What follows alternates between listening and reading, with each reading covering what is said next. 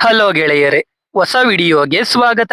ಇವತ್ತು ನಾವು ಇತ್ತೀಚೆಗೆ ರಿಲೀಸ್ ಆದ ರಾಕ್ಷಸ ಅನ್ನೋ ಕನ್ನಡ ವೆಬ್ ಸೀರೀಸ್ ನ ಎಕ್ಸ್ಪ್ಲೇನ್ ಮಾಡ್ತಾ ಇದ್ದೀವಿ. ಈ ಸೀರೀಸ್ ನ ಎಕ್ಸ್ಪ್ಲೇನ್ ಮಾಡಿ ಅಂತ ಯಶಸ್ ಅನ್ನೋರು ಕೇಳಿದ್ರು. ಅವರ ಕೋರಿಕೆಯ ಮೇರೆಗೆ ನಾನು ಈ ಸೀರೀಸ್ ನೋಡಿ ಎಕ್ಸ್ಪ್ಲೇನ್ ಮಾಡ್ತಾ ಇದ್ದೀನಿ. ಈ ಸೀರೀಸ್ ನ ಒನ್ಲೈನ್ ಸ್ಟೋರಿ ಹೇಳ್ಬೇಕು ಅಂದ್ರೆ, ಈ ಕಥೆಯ ನಾಯಕ ಹನುಮಪ್ಪ SI ಆಗಿ ಸವದತ್ತಿ ಪೊಲೀಸ್ ಸ್ಟೇಷನ್ ಅಲ್ಲಿ ಕೆಲಸ ಮಾಡ್ತಾ ಇರ್ತಾನೆ. ಅಲ್ಲಿ ಅವಾಗವಾಗ ಮೊಸಳೆಯಿಂದ ಜನಗಳು ಸಾಯ್ತಾ ಇರ್ತಾರೆ. ಮೊಸಳೆ ಕೊಲೆ ಮಾಡ್ತಾ ಇದ್ದಿದ್ದು ಯಾಕೆ? ಅಷ್ಟಕ್ಕೂ ಮೊಸಳೆಯೇ ಕೊಲೆ ಮಾಡ್ತಿತ್ತ, ಅಥವಾ ಮೊಸಳೆ ಹೆಸರು ಬಳಸಿಕೊಂಡು ಬೇರೆ ಯಾರಾದ್ರೂ ಕೊಲೆ ಮಾಡ್ತಿದ್ರ? ಆ ಸಾವಿಗೆ ಕಾರಣಗಳೇನು ಅಂತ ನಾವು ಸೀರೀಸ್ ನೋಡ್ತಾ ತಿಳ್ಕೊಳ್ಳೋಣ. ಬನ್ನಿ ವಿಡಿಯೋ ಶುರು ಮಾಡೋಣ. ಸೀರೀಸ್ ನ ಮೊದಲನೇ ಎಪಿಸೋಡ್ ನ ಮೊದಲನೇ ಸೀನ್ ಅಲ್ಲಿ ಒಬ್ಬ ಕಾನ್ಸ್ಟೇಬಲ್ ರಾತ್ರಿ ವೇಳೆ ಮನೆಗೆ ಹೋಗ್ತಾ ಇರ್ತಾನೆ. ಒಂದು ಬ್ರಿಡ್ಜ್ ಬಳಿ ಹೋಗುವಾಗ ಅವನ ಹೆಂಡತಿ ಕಾಲ್ ಮಾಡಿ, BP ಮಾತ್ರ ಇನ್ನೂ ನುಂಗಿಲ್ಲ, ಹುಷಾರಾಗಿ ಬನ್ನಿ, ಹೊಗೆ ಹಾಕಿಸ್ಕೊಂಡ್ ಬಿಟ್ಟಿರಾ ಅಂತ ಹೇಳ್ತಾಳೆ. ಆ ಕಾನ್ಸ್ಟೇಬಲ್ ಅವನ ಹೆಂಡತಿ ಜೊತೆ ಮಾತಾಡುವಾಗ್ಲೇ ಅವನಿಗೆ ಬ್ರಿಡ್ಜ್ ಕೆಳಗಿನಿಂದ ಏನೋ ಸೌಂಡ್ ಕೇಳಿಸುತ್ತೆ. ಆ ಕಾನ್ಸ್ಟೇಬಲ್ ಭಯ ಪಡ್ಕೊಂಡು ಮುಚ್ಕೊಂಡ್ ಮನೆಗೆ ಹೋಗೋದ್ ಬಿಟ್ಟು ಏನು ಅಂತ ಚೆಕ್ ಮಾಡೋಕೆ ಬ್ರಿಡ್ಜ್ ಕೆಳಗೆ ಇಳಿದು ಕೆರೆಯ ಬ್ಯಾಕ್ ವಾಟರ್ಸ್ ಚೆಕ್ ಮಾಡೋಕೆ ಹೋಗ್ತಾನೆ. ಅಲ್ಲಿ ಇದ್ದಕ್ಕಿದ್ದ ಹಾಗೆ ಒಂದ್ ಮೊಸಳೆ ಆ ಕಾನ್ಸ್ಟೇಬಲ್ ಮೇಲೆ ಹಾರುತ್ತೆ. ಅಷ್ಟೇ, ಅಲ್ಲಿಗೆ ಸೀನ್ ಕಟ್ ಆಗಿ ಇವಾಗ ನಮಗೆ ಸವದತ್ತಿಯ ಪೊಲೀಸ್ ಸ್ಟೇಷನ್ ನ ತೋರಿಸ್ತಾರೆ. ಅಲ್ಲಿಗೆ ASI ವಿರೂಪಾಕ್ಷ ಅಂತ. SI ಈ ಕಥೆಯ ನಾಯಕ ಹನುಮಪ್ಪ. ಹನುಮ ಅವನ್ ಟೇಬಲ್ ಅಲ್ಲಾಡ್ತಾ ಇದೆ ಅಂತ ಮಳೆ ಹೊಡಿತಾ ಇರ್ತಾನೆ. ಆದ್ರೆ ಸರಿ ಹೋಗ್ತಾ ಇರಲ್ಲ. ಅವಾಗ ಅಲ್ಲೇ ಕೆಲಸ ಮಾಡೋ ಬೀರ ಅನ್ನೋನು ಅದ್ನ ಸರಿ ಮಾಡ್ತಾನೆ. ಈ ಬೀರ ಸ್ಟೇಷನ್ ಅಲ್ಲಿ ಎಲ್ರಿಗೂ ಕಾಫಿ ಟೀ ಕೊಡೋ ಕೆಲಸ ಮಾಡ್ತಾ ಇರ್ತಾನೆ. ಅಲ್ಲಿಯ CI ರವೀಂದ್ರ ಇವಾಗ ಹುಬ್ಬಳ್ಳಿಯಲ್ಲಿ ಏನೋ ಕೆಲಸ ಇದೆ ಅಂತ ಹುಬ್ಬಳ್ಳಿಗೆ ಹೋಗ್ತಾ ಇರ್ತಾನೆ. ಅವತ್ತೇ ಅಲ್ಲಿ ಸವದತ್ತಿ ಯಲ್ಲಮ್ಮ ದೇವಿಯ ಪೂಜೆ ಇರುತ್ತೆ. ಹನುಮ ರವೀಂದ್ರಗೆ ನೀವು ಬರಲ್ವಾ ಅಂತಾನೆ. ರವೀಂದ್ರ ಪೂಜೆ ಐಟಮ್ಸ್ ಎಲ್ಲ ಕೊಟ್ಟು ನನ್ ಬದಲು ಪೂಜೆ ಮಾಡಿಸ್ಕೊಂಡ್ ಬನ್ನಿ ಅಂತ ಹೇಳಿ ಹುಬ್ಬಳ್ಳಿ ಕಡೆ ಹೋಗ್ತಾನೆ. ಹನುಮ, ವಿರೂಪಾಕ್ಷ, ಎಲ್ಲ ಕಾನ್ಸ್ಟೇಬಲ್ ಜೊತೆಗೆ ಒಬ್ಬ ಅಕ್ಯೂಸ್ಡ್ ಎಲ್ರು ಯಲ್ಲಮ್ಮ ದೇವಸ್ಥಾನದ ಬಳಿಗೆ ಹೋಗೋಕೆ ಈಚೆ ಬಂದಾಗ ಅಲ್ಲಿಗೆ ಯಲ್ಲಪ್ಪ ಅನ್ನೋ ವ್ಯಕ್ತಿ ಬರ್ತಾನೆ. ಇವನು ಕಾನ್ಸ್ಟೇಬಲ್ ಇನ್ಸ್ಪೆಕ್ಟರ ಒಂದು ಗೊತ್ತಾಗ್ಲಿಲ್ಲ, ಯಾವಾಗ್ಲೂ ಸಿವಿಲ್ ಡ್ರೆಸ್ ಅಲ್ಲೇ ಇರ್ತಾನೆ. ಇರ್ಲಿ, ಯಲ್ಲಪ್ಪ ಬಂದು ಹನುಮಗೆ ಪಕ್ಕ ಸ್ಟೇಷನ್ ಅಲ್ಲಿ ರಿಜಿಸ್ಟರ್ ಆಗಿರೋ ಒಂದು ಕೇಸ್ ನ ಡೀಟೇಲ್ಸ್ ಕೊಡ್ತಾನೆ. ಅದ್ರಲ್ಲಿ ಬ್ಯಾಕ್ ವಾಟರ್ಸ್ ಅಲ್ಲಿ ಅರ್ಧ ಬರ್ಧ ದೇಹ ಸಿಕ್ಕಿರೋ ಫೋಟೋಸ್ ಇರುತ್ತೆ. ಅದನ್ನ ನೋಡಿ ಹನುಮ ಅದ್ನು ಕೂಡ ಮೊಸಳೆ ಮಾಡಿರೋದು ಅಂತ ಅನ್ಕೋತಾನೆ. ಅಲ್ಲಿಂದ ಎಲ್ರು ಯಲ್ಲಮ್ಮ ಗುಡಿ ಬಳಿಗೆ ಹೋಗ್ತಾರೆ. ಪೂಜೆ ಎಲ್ಲ ಆದ್ಮೇಲೆ ವಿರೂಪಾಕ್ಷ ಬೀರಾಗೆ ಪ್ರಸಾದನ ಅವನ್ ಮನೆಗೂ ಮತ್ತೆ ಹನುಮನ್ ಮನೆಗೂ ಕೊಡೋಕೆ ಹೇಳ್ತಾನೆ. ಆದ್ರೆ ಹನುಮ ನಾನೇ ಮನೆಗೆ ಹೋಗ್ತೀನಿ, ತಗೊಂಡು ಹೋಗ್ತೀನಿ ಅಂತ ಪ್ರಸಾದನ ಅವನೇ ಇಸ್ಕೋತಾನೆ. ಅಲ್ಲಿಂದ ಎಲ್ರು ಸ್ಟೇಷನ್ಗೆ ಹೋಗ್ತಾರೆ. ಸ್ಟೇಷನ್ಗೆ ಈ ಮಡಿಕೆ ಮಾಡೋ ಕುಂಬಾರರ ಸೊಸೈಟಿಯ ಪ್ರೆಸಿಡೆಂಟ್ ಬಂದಿರ್ತಾನೆ. ಯಲ್ಲಮ್ಮನ ಗುಡಿ ಬಳಿ ಉತ್ಸವ ಮಾಡೋಕೆ ಪರ್ಮಿಷನ್ ಕೇಳೋಕೆ. ಹನುಮ ಪರ್ಮಿಷನ್ ಕೊಡ್ತಾನೆ. ಅವಾಗ ಅಲ್ಲಿಗೆ ಶಿವ ಅನ್ನೋ ವ್ಯಕ್ತಿ ಬರ್ತಾನೆ. ಅವನನ್ನ ಸಿದ್ದಪ್ಪ 2 ದಿನದಿಂದ ಕಾಣಿಸ್ತಾ ಇರಲ್ಲ. ಸಿದ್ದಪ್ಪ ಮರಳು ದಂಧೆ ಮಾಡ್ತಾ ಇರ್ತಾನೆ. ಸಿದ್ದಪ್ಪನ್ ಮಾವ ಪಂಚಾಯತಿ ಪ್ರೆಸಿಡೆಂಟ್ ಆಗಿರ್ತಾನೆ. ಅದಕ್ಕೆ ಶಿವ ಸಿದ್ದಪ್ಪ ಕಾಣೆ ಆಗಿರೋ ಕಂಪ್ಲೇಂಟ್ ಕೊಡದೆ ಹಾಗೆ ಹುಡುಕಿ ಕೊಡೋಕೆ ಹೇಳಿ ಅಲ್ಲಿಂದ ಹೋಗ್ತಾನೆ. ಆಮೇಲೆ ಅಲ್ಲಿಗೆ ಇನ್ನೊಬ್ಬ ವ್ಯಕ್ತಿ ಬರ್ತಾನೆ. ಅವನ್ ಮಗಳು 2 ದಿನದಿಂದ ಕಾಣಿಸ್ತಾ ಇರಲ್ಲ. 2 ದಿನದಿಂದೇನೆ ಕಂಪ್ಲೇಂಟ್ ಕೊಟ್ಟಿರ್ತಾನೆ, ಆದ್ರೆ ಇನ್ನು ಸಿಕ್ಕಿರಲ್ಲ. ಅವನ್ನ ನೋಡಿ ಹನುಮ ಅವನ್ ಜೊತೆ ಮಾತಾಡ್ತಾನೆ. ಅವನ್ ಮಗಳಿಗೆ ಇವಾಗ 16 ವರ್ಷ. ಊರವರೆಲ್ಲ ಯಾವ್ದೋ ಹುಡುಗನ್ ಜೊತೆ ಓಡೋಗಿರ್ಬೇಕು ಅಂತ ಮಾತಾಡ್ತಾ ಇರ್ತಾರೆ. ಈ ವಿಷಯ ಗೊತ್ತಾಗಿ ಹನುಮ ಆ ಹುಡುಗಿ ಮನೆಗೆ ಹೋಗ್ತಾನೆ. ಮನೆಯೆಲ್ಲ ಚೆಕ್ ಮಾಡ್ತಾನೆ. ಆ ಹುಡುಗಿಯ ಒಂದು ಬುಕ್ ಅಲ್ಲಿ ಒಂದು ಪೇಜ್ ಹರಿದಿರುತ್ತೆ. ಅದ್ರ ಕೆಳಗೆ ಇರೋ ಪೇಜ್ ಮೇಲೆ ಪೆನ್ಸಿಲ್ ಅಲ್ಲಿ ಸ್ಕ್ರಾಚ್ ಮಾಡಿದಾಗ ಹರಿದಿರೋ ಪೇಜ್ ಅಲ್ಲಿ ಏನ್ ಬರ್ದಿದ್ಲು ಅಂತ ಗೊತ್ತಾಗುತ್ತೆ. ಆದ್ರಿಂದ ಆ ಹುಡುಗಿ ಅವಳ ಟೀಚರ್ ಮನೆಯಲ್ಲಿ ಇದ್ದಾಳೆ ಅಂತ ಗೊತ್ತಾಗುತ್ತೆ. ಯಾಕಂದ್ರೆ ಆ ಹುಡುಗಿಗೆ ಇಷ್ಟ ಇಲ್ಲ ಅಂದ್ರೂ ಮದುವೆ ಮಾಡೋಕೆ ಹೊರಟಿರ್ತಾರೆ. ಅದಕ್ಕೆ ಆ ಹುಡುಗಿ ಭಯದಲ್ಲಿ ಅವಳ ಟೀಚರ್ ಮನೆಗೆ ಹೋಗಿರ್ತಾಳೆ. ಹನುಮ ಆ ಟೀಚರ್ ಅಮ್ಮನ ಮನೆಗೆ ಹೋಗಿ ಹುಡುಗಿನ ಕರ್ಕೊಂಡ್ ಬರ್ತಾನೆ. ಅದ್ನ ನೋಡಿ ಆ ಟೀಚರ್ ಅಮ್ಮ, ನೀವು ಇದೇ ತರ ಕಳೆದೋಗಿರೋರ್ನೆಲ್ಲ ಹುಡುಕಿದ್ರೆ ಇಷ್ಟೊತ್ತಿಗೆ ನನ್ ಗಂಡ ಸಿಕ್ಕಿರ್ತಿದ್ದ ಅಂತಾಳೆ. ಟೀಚರ್ ಅಮ್ಮ ಮತ್ತೆ ಅವಳ ಗಂಡ ಇಬ್ರು ಬಸವೇಶ್ವರ ಸ್ಕೂಲ್ ಅಲ್ಲಿ ಟೀಚರ್ ಆಗಿರ್ತಾರೆ. ಆದ್ರೆ ಟೀಚರ್ ಅಮ್ಮನ್ ಗಂಡ ಕೂಡ ಕಾಣೆಯಾಗಿ ತುಂಬಾ ದಿನ ಆಗಿರುತ್ತೆ. ಅವನ್ ಫೋನ್ ಸಿಗ್ನಲ್ ಕೆರೆ ದಂಡೆ ಬಳಿ ಸಿಕ್ಕಿರುತ್ತೆ. ಆದ್ರಿಂದ ಅವನು ಮೊಸಳೆಗೆ ಬಲಿಯಾಗಿರ್ಬೋದು ಅಂತ ಅವನ್ ಕೇಸ್ನ ಕೈ ಬಿಟ್ಟಿರ್ತಾರೆ. ಟೀಚರ್ ಅಮ್ಮನ್ ಮಾತ್ ಕೇಳಿ ಹನುಮ ಏನ್ ಕ್ಲೂ ಸಿಕ್ಕಿದ್ರು ಮೊದ್ಲು ನಿಮ್ಗೆ ತಿಳಿಸ್ತೀನಿ ಅಂತ ಹೇಳಿ ಅಲ್ಲಿಂದ ಡೈರೆಕ್ಟ್ ಮನೆಗೆ ಹೋಗ್ತಾನೆ. ಹನುಮಗೆ ಮದುವೆಯಾಗಿ ಜ್ಯೋತಿ ಅನ್ನೋ ಹೆಂಡತಿ ಇರ್ತಾಳೆ. ಅವಳು ಇವಾಗ ಪ್ರೆಗ್ನೆಂಟ್ ಆಗಿರ್ತಾಳೆ. ಹನುಮ ಮತ್ತೆ ಜ್ಯೋತಿ ಪ್ರೀತಿ ಮಾಡಿ ಮದುವೆ ಆಗಿರ್ತಾರೆ. ಆದ್ರೆ ಇಬ್ರದು ಬೇರೆ ಬೇರೆ ಜಾತಿ. ಅದಕ್ಕೆ ಇಬ್ರು ಮನೆಯವರು ಕೂಡ ಅವ್ರ ಜೊತೆ ಮಾತಾಡ್ತಾ ಇರಲ್ಲ. ಒಂದ್ ಮಗು ಆದ್ಮೇಲೆ ಆದ್ರೂ ಮಾತಾಡ್ತಾರೇನೋ ಅಂತ ಹೋಪ್ ಅಲ್ಲಿ ಇರ್ತಾರೆ. ಹನುಮ ಮಧ್ಯಾಹ್ನ ಬರ್ತೀನಿ ಅಂತ ಹೇಳಿ ಸಂಜೆ 4 ಗಂಟೆಗೆ ಬಂದಿರ್ತಾನೆ. ಅದಕ್ಕೆ ಜ್ಯೋತಿ ಕೂಡ ಇನ್ನು ಊಟ ಮಾಡಿರಲ್ಲ. ಹನುಮ ಬಂದು ಅನ್ನ ಬಿಸಿ ಮಾಡೋಕೆ ಕುಕ್ಕರ್ ಇಟ್ಟು ಜ್ಯೋತಿ ಕಾಲು ಒತ್ತುತ್ತಾ ಇರ್ತಾನೆ. ಅವಾಗ ಯಲ್ಲಪ್ಪ ಫೋನ್ ಮಾಡಿ DSP ಸರ್ ಸ್ಟೇಷನ್ ಕಡೆ ಹೊರಟಿದ್ದಾರೆ, ನೀವು ಸ್ಟೇಷನ್ಗೆ ಹೋಗಿ ಅಂತಾನೆ. ಆದ್ರಿಂದ ಹನುಮ ಊಟ ಕೂಡ ಮಾಡದೆ ಸ್ಟೇಷನ್ಗೆ ಹೋಗ್ತಾನೆ. ಈ DSP ಸ್ಟೇಷನ್ಗೆ ಬರ್ತಿರೋದು ಗೊತ್ತಾಗಿ ಸ್ಟೇಷನ್ ಎಲ್ಲಾನು ಕ್ಲೀನ್ ಮಾಡ್ತಾರೆ. DSP ಬಂದು ಸ್ಟೇಷನ್ ಎಲ್ಲ ನೋಡ್ತಾ ಅವನ್ ಮಗಳು ಮದುವೆ ಅಂತ ಇನ್ವಿಟೇಷನ್ ಕಾರ್ಡ್ ಕೊಡ್ತಾನೆ. ಈ DSP ಮತ್ತೆ ASI ವಿರೂಪಾಕ್ಷ ಇಬ್ರು ಕ್ಲಾಸ್ಮೇಟ್ಸ್ ಆಗಿರ್ತಾರೆ. ಆದ್ರಿಂದ DSP ವಿರೂಪಾಕ್ಷಗೆ ಎಲ್ರನ್ನು ಮದುವೆಗೆ ಕರ್ಕೊಂಡ್ ಬಾ ಅಂತ ಹೇಳಿ ಅಲ್ಲಿಂದ ಹೋಗ್ತಾ ಇರ್ತಾನೆ. ಅವಾಗ ಹನುಮಗೆ ನದಿ ದಂಡೆ ಹತ್ರ ಒಂದು ಬಾಡಿ ಸಿಕ್ಕಿದೆ ಅಂತ ಊರವರು ಕಾಲ್ ಮಾಡ್ತಾರೆ. ಹನುಮ ಮತ್ತೆ ವಿರೂಪಾಕ್ಷ ಮೊಸಳೆ ಕೊಂದಿರ್ಬೇಕು ಅಂತ ಇಬ್ರು ಅಲ್ಲಿಗೆ ಹೋಗ್ತಾರೆ.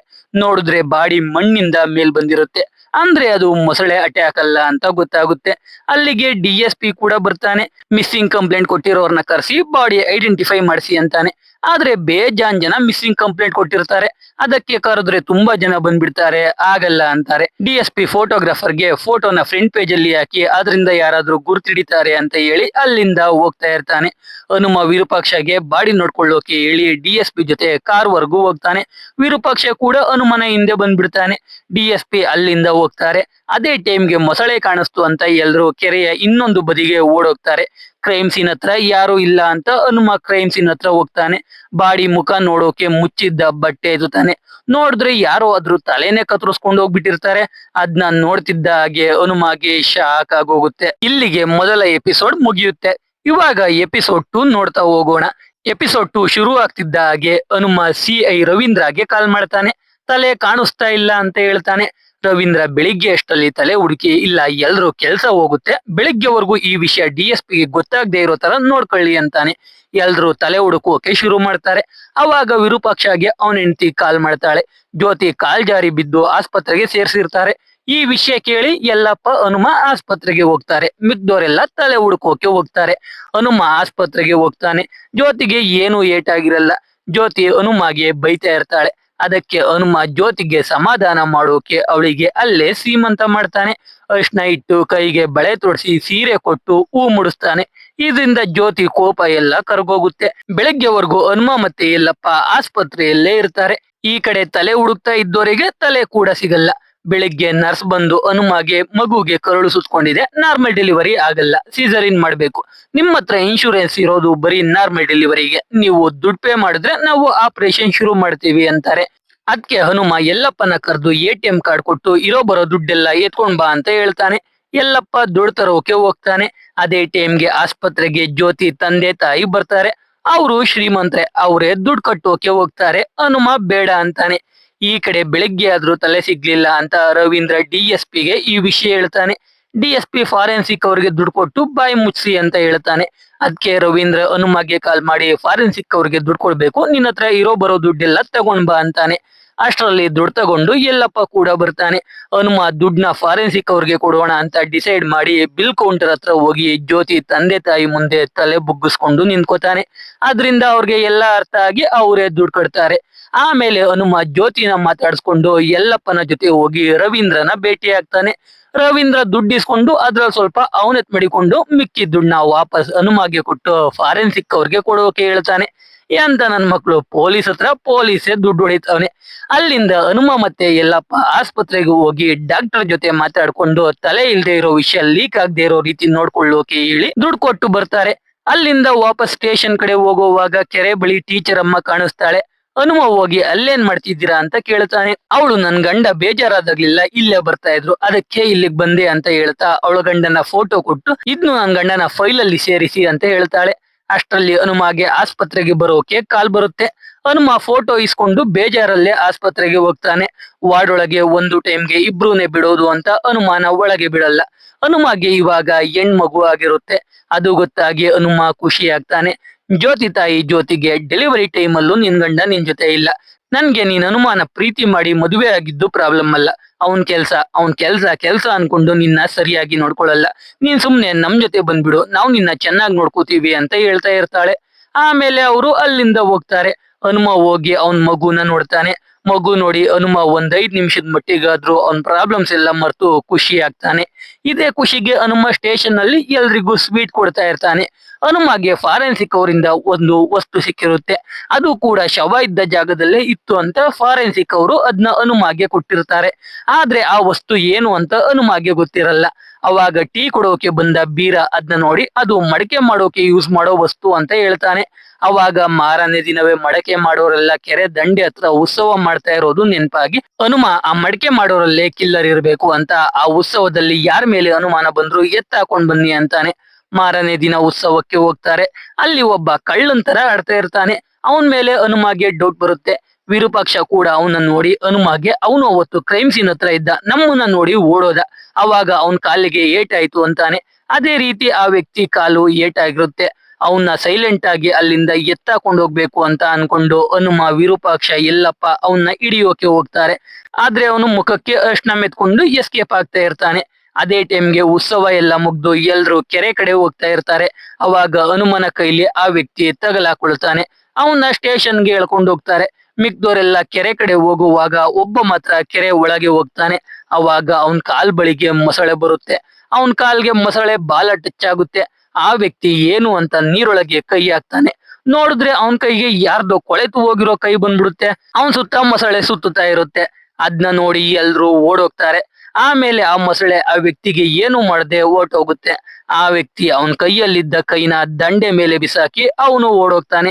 ಇಲ್ಲಿಗೆ ಎಪಿಸೋಡ್ 2 ಕೂಡ ಮುಗಿಯುತ್ತೆ. ಇವಾಗ ಎಪಿಸೋಡ್ 3 ಶುರು ಮಾಡೋಣ. ಎಪಿಸೋಡ್ 3ರ ಮೊದಲನೇ ಸೀನಲ್ಲಿ ನಮ್ಗೆ ಪಂಚಾಯತಿ ಪ್ರೆಸಿಡೆಂಟ್ ನ ತೋರಿಸ್ತಾರೆ.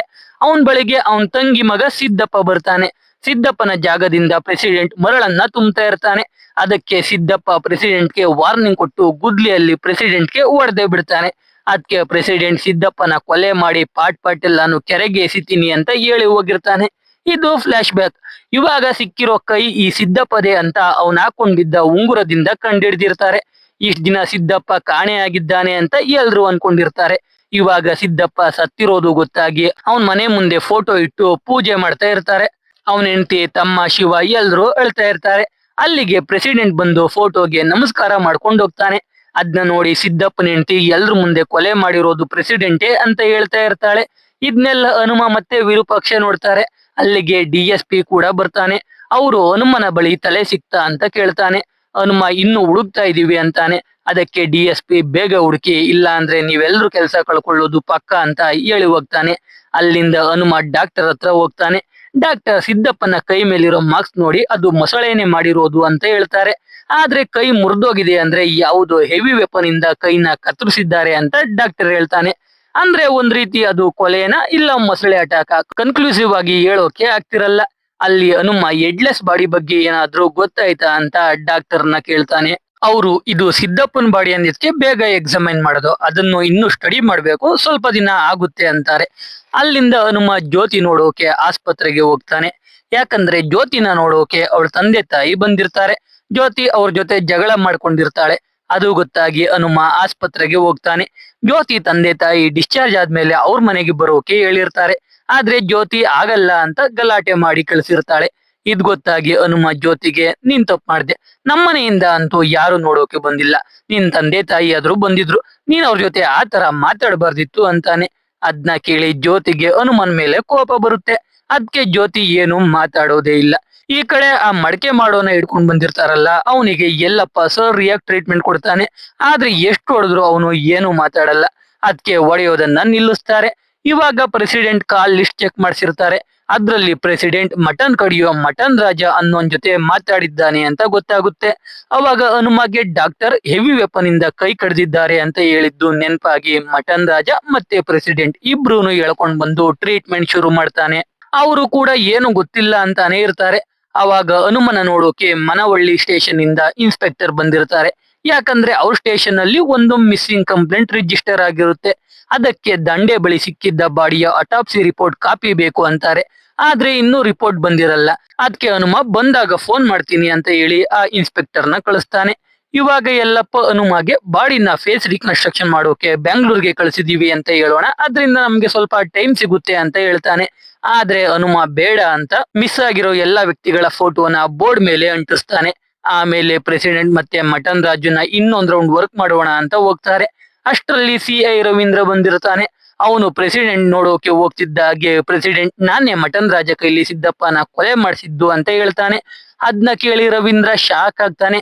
ಆದ್ರೆ ಪ್ರೆಸಿಡೆಂಟ್ ನಿಮ್ ಡಿಪಾರ್ಟ್ಮೆಂಟ್ ಅವರೇ ಈ ರೀತಿ ಹೇಳು, ಇಲ್ಲ ಅಂದ್ರೆ ಜೈಲಿಗೆ ಹಾಕ್ತೀವಿ ಅಂತ ಎದುರಿಸಿದ್ರು ಅನ್ಬಿಡ್ತಾನೆ. ಯಾರು ಅಂದ್ರೆ ವಿರೂಪಾಕ್ಷ ಮತ್ತೆ ಬೀರ ಅಂತಾನೆ. ಹನುಮ ವಿರೂಪಾಕ್ಷ ಬಳಿ ಹೋಗಿ ನಿಮ್ಗೆ ಯಾರು ಹೇಳಿದ್ದು ಅವನ್ಗೆ ಆ ರೀತಿ ಹೇಳ್ಕೊಡಿ ಅಂತ ಬೈತಾನೆ. ಅದಕ್ಕೆ ವಿರೂಪಾಕ್ಷ ಪ್ರೆಸಿಡೆಂಟ್ ಊರಲ್ಲೆಲ್ಲ ಸಿದ್ದಪ್ಪನ್ ಕೊಲೆ ಮಾಡ್ತೀನಿ ಅಂತ ಹೇಳ್ಕೊಂಡು ತಿರುಗ್ತಿದ್ನಲ್ಲ, ಅದಕ್ಕೆ ಹೀಗ್ ಮಾಡ್ದೆ ಅಂತಾನೆ. ಅದಕ್ಕೆ ಹನುಮ ಗಾಳಿ ಸುದ್ದಿಗೂ ಎವಿಡೆನ್ಸ್ಗೂ ಡಿಫ್ರೆನ್ಸ್ ಇದೆ ಅಂತ ಹೇಳಿ ವಿರೂಪಾಕ್ಷಗೆ ಬೈತಾನೆ. ಆಮೇಲೆ ಬೀರಾಗಿ ಕಿವಿ ಚುಚ್ಚೋ ಕೆಲಸ ಬಿಡು ಅಂತ ಬೈದು ಸ್ಟೇಷನ್ ಇಂದ ಓಡಿಸ್ತಾನೆ. ಆಮೇಲೆ ಹನುಮ ಹೋಗಿ ರವೀಂದ್ರ ಹತ್ರ ತಪ್ಪಾಯ್ತು, ನಾನ್ ನೋಡ್ಕೋಬೇಕಿತ್ತು, ಕ್ಷಮಿಸಿ ಅಂತ ಸಾರಿ ಕೇಳ್ತಾನೆ. ಅದಕ್ಕೆ ರವೀಂದ್ರ ಕೂಲ್ ಆಗಿ ಸರಿ ಅಂತ ಹೇಳಿ ಜೊತೆಗೆ ಆ ತಲೆ ಹುಡುಕಿ ಮೊದ್ಲು ಅಂತ ಹೇಳ್ತಾನೆ. ಆ ದಿನ ರಾತ್ರಿ ಬೀರ ಹನುಮಗೆ ಕಾಲ್ ಮಾಡ್ತಾನೆ. ಯಾರೋ ಮರಳನ್ನ ತುಂಬ್ತಾ ಇದ್ದಾರೆ ಅಂತ ಹೇಳ್ತಾನೆ. ಹನುಮ ಕಾನ್ಸ್ಟೇಬಲ್ ಜೊತೆ ಹೋಗಿ ಮರಳನ್ನ ತುಂಬ್ತಿದ್ದವರನ್ನ ಹಿಡ್ದಾಕ್ತಾನೆ. ಅಲ್ಲಿ ಬೀರ ಜೊತೆ ಅವನ್ ಮಗಳು ಇರ್ತಾಳೆ, ಅವಳ ಹೆಸರು ಕೂಡ ಜ್ಯೋತಿ ಅಂತ. ಬೀರ ಮಗಳು ಮನೆಯಲ್ಲಿ ಒಬ್ಳೆ ಇರ್ತಾಳೆ ಅಂತ ಬೀರ ಜೊತೆಯಲ್ಲಿ ಅವಳನ್ನು ಕರ್ಕೊಂಡ್ ಬಂದಿರ್ತಾನೆ. ಇದು ಗೊತ್ತಾಗಿ ಹನುಮ ಬೀರಾಗೆ ಸ್ಟೇಷನ್ ಅಲ್ಲಿ ಬೈದಿದ್ನೆಲ್ಲ ಮರ್ತು ನಾಳೆಯಿಂದ ಸ್ಟೇಷನ್ಗೆ ಬಾ ಅಂತ ಹೇಳಿ ಅವನ್ನ ಕಳಿಸ್ತಾನೆ. ಮಾರನೇ ದಿನ ಹನುಮಗೆ ಸಿದ್ದಪ್ಪ ಸತ್ತಿದ್ರು ಅವನ್ ಮೊಬೈಲ್ ಇನ್ನೂ ಆಕ್ಟಿವ್ ಆಗೇ ಇದೆ ಅಂತ ಗೊತ್ತಾಗುತ್ತೆ. ಅದಕ್ಕೆ ಸಿದ್ದಪ್ಪನ ಮೊಬೈಲ್ ಇಂದ ಲಾಸ್ಟ್ ಕಾಲ್ ಹೋಗಿದ್ದ ವ್ಯಕ್ತಿನ ಹಿಡಿತಾರೆ. ಸಿದ್ದಪ್ಪ ಯಾಕೆ ಕಾಲ್ ಮಾಡಿದ್ದ ನಿನ್ಗೆ ಅಂತ ಅವನ್ನ ಕೇಳ್ತಾರೆ. ಅವನು ಸಿದ್ದಪ್ಪ ಅಲ್ಲ ಕಾಲ್ ಮಾಡಿದ್ದು, ನನ್ನ ಫ್ರೆಂಡ್ ಈರಣ್ಣ ಕಾಲ್ ಮಾಡಿದ್ದು ಅಂತಾನೆ. ಅದಕ್ಕೆ ಈರಣ್ಣನ ಮನೆ ಬಳಿಗೆ ಹೋದ್ರೆ ಅವನು ಅಲ್ಲಿರಲ್ಲ. ಆಮೇಲೆ ಈರಣ್ಣ ಇರೋ ಲೊಕೇಶನ್ ಹುಡಿಕೊಂಡು ಹೋಗ್ತಾರೆ. ಈರಣ್ಣ ಸಿಗ್ತಾನೆ. ನೋಡಿದ್ರೆ ಈರಣ್ಣ ಬೀರ ಮನೆಯಲ್ಲೇ ಇರ್ತಾನೆ. ಅವನಿಗೆ ಎಲ್ಲಪ್ಪ ಹೊಡೆದು ಸಿದ್ದಪ್ಪನ ಮೊಬೈಲ್ ಎಲ್ಲಿ ಅಂತ ಕೇಳ್ತಾ ಇರ್ತಾನೆ. ಈ ಕಡೆ ಹನುಮಗೆ ಬೀರ ಮಗಳು ಜ್ಯೋತಿ ಕೂಡ ಟೀಚರ್ ಅಮ್ಮ ಕೆಲಸ ಮಾಡೋ ಬಸವೇಶ್ವರ ಸ್ಕೂಲ್ಗೆ ಹೋಗೋದು ಅಂತ ಗೊತ್ತಾಗುತ್ತೆ. ಹನುಮ ಜ್ಯೋತಿ ಬಳಿ ಟೀಚರ್ ಅಮ್ಮನ ಗಂಡನ ಬಗ್ಗೆ ಕೇಳ್ತಾನೆ. ಅವಳು ನನ್ಗೆ ಯಾವ ಕಟ್ಟಾಗ ಅವರೇ ರಕ್ತ ಏರಿ ನನ್ನ ಉಳಿಸಿದ್ದು ಅಂತ ಹೇಳಿ ಸ್ಕೂಲ್ಗೆ ಹೋಗ್ತಾಳೆ. ಈ ಕಡೆ ಈರಣ್ಣ ಎಲ್ಲಪ್ಪಗೆ ಅವತ್ತು ಬೀರಾನೆ ಮೊಬೈಲ್ ಕೊಟ್ಟಿದ್ದು, ಅವನ್ ಮೊಬೈಲ್ ಇಂದಾನೆ ನಾನು ಕಾಲ್ ಮಾಡಿದ್ದು ಅಂತಾನೆ. ಆದ್ರೆ ಯಾರು ಬೀರನ ಬಳಿ ಸಿದ್ದಪ್ಪನ್ ಮೊಬೈಲ್ ಇದೆ ಅಂದ್ರೆ ನಂಬಲ್ಲ. ಇರ್ಲಿ ಅಂತ ಎಲ್ಲಪ್ಪ ಹೋಗಿ ಬೀರನ ರೂಮ್ ಎಲ್ಲ ಹುಡುಕ್ತಾನೆ. ಅಲ್ಲಿ ಒಂದು ಟ್ರಂಕ್ ಇರುತ್ತೆ. ಅದನ್ನ ಚೆಕ್ ಮಾಡಿದ್ರೆ ಅದ್ರಲ್ಲಿ ಒಂದು ಬಟ್ಟೆಯಲ್ಲಿ ಸಿದ್ದಪ್ಪನ್ ಫೋನ್ ನ ಬೀರ ಮುಚ್ಚಿಟ್ಟಿರ್ತಾನೆ. ಅದನ್ನ ನೋಡಿ ಹನುಮ ವಿರೂಪಾಕ್ಷ ಎಲ್ರು ಶಾಕ್ ಆಗೋಗ್ತಾರೆ. ಇಲ್ಲಿಗೆ ಎಪಿಸೋಡ್ 3 ಕೂಡ ಮುಗಿಯುತ್ತೆ. ಇನ್ನು ಈ ಸೀರೀಸ್ ಅಲ್ಲಿ 4 ಎಪಿಸೋಡ್ಗಳಿವೆ. ಇದೇ ವಿಡಿಯೋ ಅಲ್ಲಿ ಎಕ್ಸ್ಪ್ಲೇನ್ ಮಾಡಿದ್ರೆ ತುಂಬಾ ಲಾಂಗ್ ಆಗ್ಬಿಡುತ್ತೆ. ಅದಕ್ಕೆ ಆ 4 ಎಪಿಸೋಡ್ಗಳನ್ನ ಇನ್ನೊಂದು ವಿಡಿಯೋ ಅಲ್ಲಿ ಎಕ್ಸ್ಪ್ಲೇನ್ ಮಾಡ್ತೀನಿ.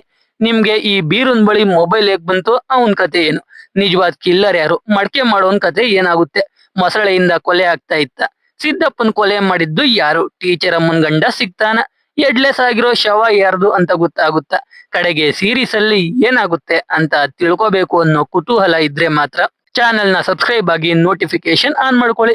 ಅದರಿಂದ ನಾವು ನೆಕ್ಸ್ಟ್ ಪಾರ್ಟ್ ಅಪ್ಲೋಡ್ ಮಾಡಿದ ತಕ್ಷಣ ನಿಮ್ಗೆ ನೋಟಿಫಿಕೇಶನ್ ಬರುತ್ತೆ. ಸೊ ಮತ್ತೆ ಪಾರ್ಟ್ 2 ವಿಡಿಯೋ ಜೊತೆ ಸಿಗ್ತೀನಿ. ಜೈ ಕರ್ನಾಟಕ.